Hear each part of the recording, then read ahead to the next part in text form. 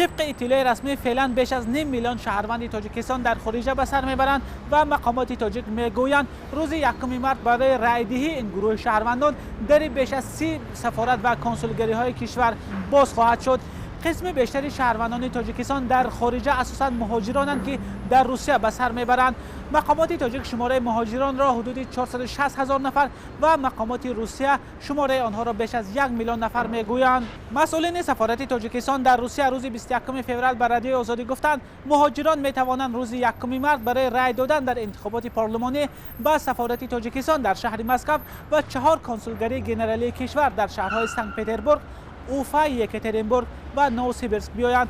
اما به فرق از آنکه در داخل تاجیکستان برای شهروندان برای اشتراک در انتخابات دعوتنامه روان کرده می شود، برای شهروندان در خارج کشور دعوتنامه روان کرده نمی شود. رأی مهاجران بارها از سوی احزاب سیاسی در تاجیکستان مورد بحث قرار گرفته است. از جمله رحمت الله زایرف رئیس حزب سوسیال دموکراتی تاجیکستان اخیراً در یک اظهارات گفت اچسکه‌های انتخاباتی در روسیه کمند. مقامات تاجیک نیز رد نمی‌کنند که ممکن است نه همه شهروندان کشور در خارج کشور توانند در انتخابات پارلمانی روز 1 مارس رای بدهند، چون امکان رایدهی تنها در سفارت و کنسولگری‌های کشور موجود است.